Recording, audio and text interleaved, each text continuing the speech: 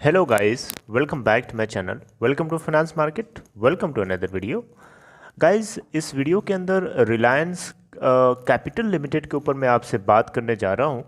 तो Reliance capital limited में क्या चल रहा है यहाँ पे basically asset monetisation process basically start हो गई थी, तो उससे जुड़ी हुई मैं आपको एक अपडेट देना चाहता हूँ और एक न्यूज़ है बेसिकली।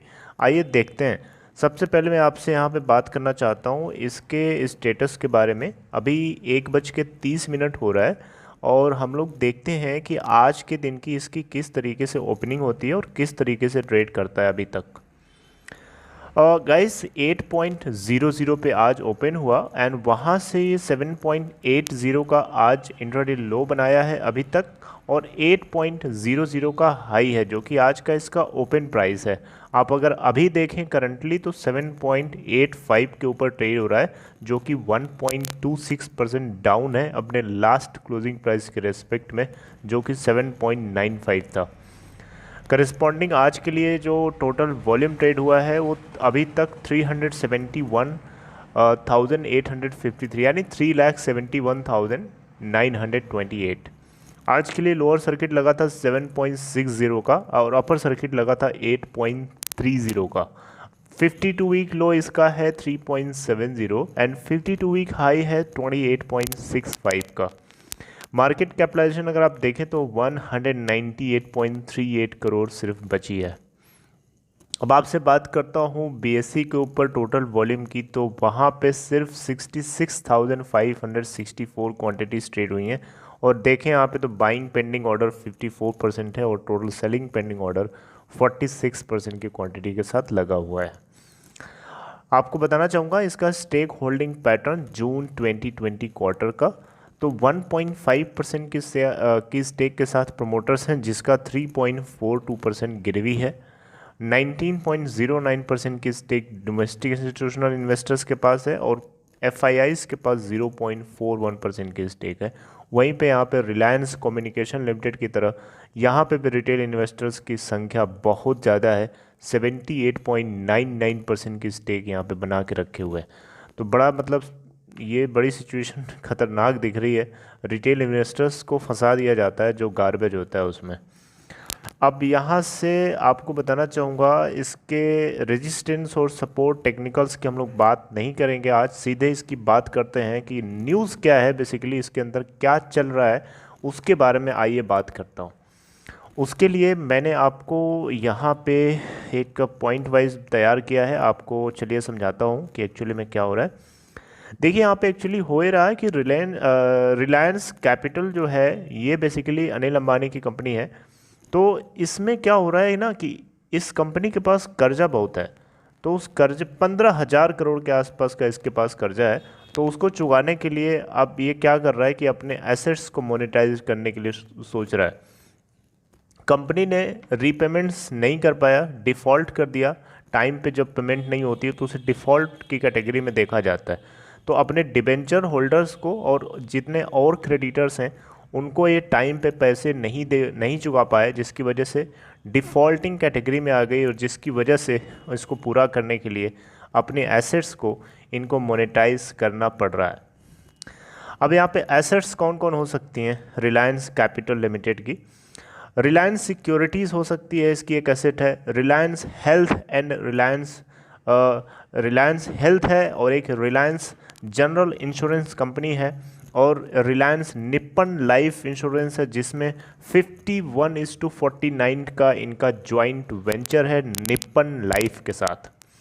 इसके अलावा रिलायंस कैपिटल्स का 49% स्टेक इन्वेस्टेड है रिलायंस एसेट रिकंस्ट्रक्शन कंपनी यानी RARC के अंदर 49% स्टेक आर कैपिटल का है।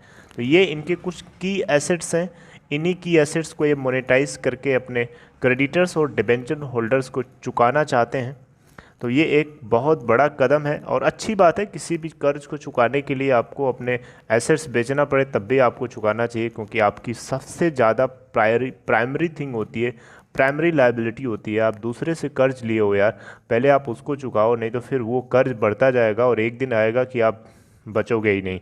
तो कर्ज लेना बहुत ख़तरनाक काम है। आप लो तो उसको टाइम पे किसी भी हाल में चुकाना चाहिए। तो कंपनी ऐसा ही कुछ कर रही है यहाँ पे। एक्सप्रेशन ऑफ इंटरेस्ट, जो कि एक तरीके का डॉक्यूमेंट होता है जो इनिशियल ट्रांजैक्शन को रिप्रेजेंट करता है, वो भी इसी हफ्ते के अंदर इशू होना है ट्रस्टी के साथ में, विस्ट्रा जिसका नाम है। ओके, एंड रिजोल्यूशन एप्लीकेंट्स जो हैं इसके लिए बिडिंग कर सकते हैं, जो भी एसेट्स इनकी बताई गई उसके लिए। ठीक है, अब इसके अलावा जो डिबेंचर होल्डर्स हैं इस कंपनी के, रिलायंस कैपिटल लिमिटेड के, वो 99% जो है कंपनी का जो टोटल डेट है, जो कि है 15,000 करोड़, उसका 99% जो है इस कंपनी के डिबेंचर होल्डर्स को मतलब रिप्रेजेंट करते हैं बेसिकली। और इसके लिए कमेटी ऑफ डिबेंचर्स होल्डर्स, जो कि EPFO यानी एम्प्लॉयज़ प्रोविडेंट फंड ऑर्गेनाइजेशन और LIC के द्वारा लीड करी जा रही है। जी हाँ, फिर से सुनिए, कमेटी ऑफ डिबेंचर्स जो कि होल्डर्स हैं, कमेटी ऑफ डिबेंचर होल्डर्स जो कि EPFO और LIC के थ्रू लीड किया जा रहा है ना। इन्होंने SBI कैपिटल और JM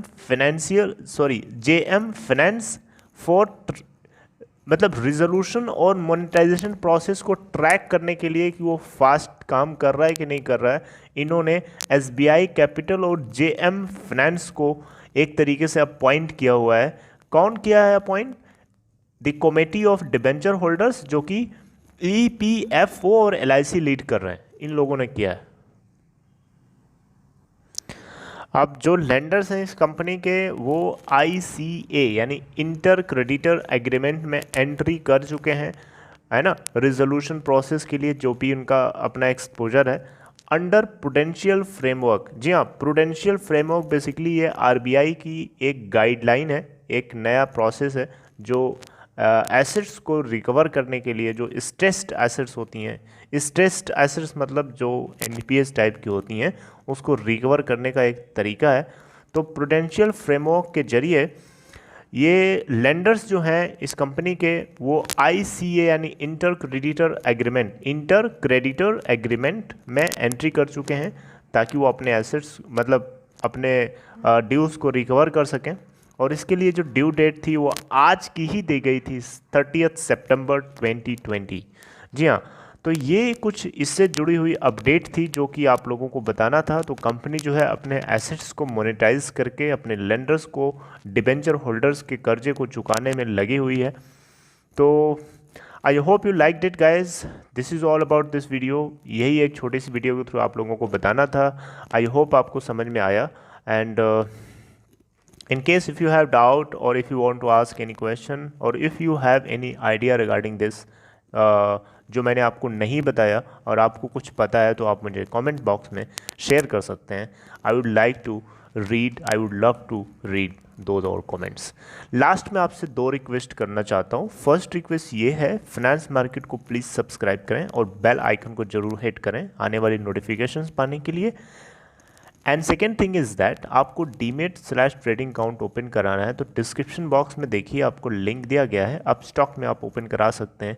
हो सकता है अभी आप चेक कर सकते हैं, फ्री ऑफर भी चल रहा हो। ओके, एक सिंपल स्मूथ प्लेटफॉर्म है जहाँ पे आप स्मूथली ट्रेडिंग कर सकते हैं और इन्वेस्टमेंट कर सकते हैं। कम से कम आपको यहाँ चार्ज किया जाता है बाकी और जो ब्रोकर्स हैं उनके मुकाबले। So this is all about this video guys, take care, see you in next video.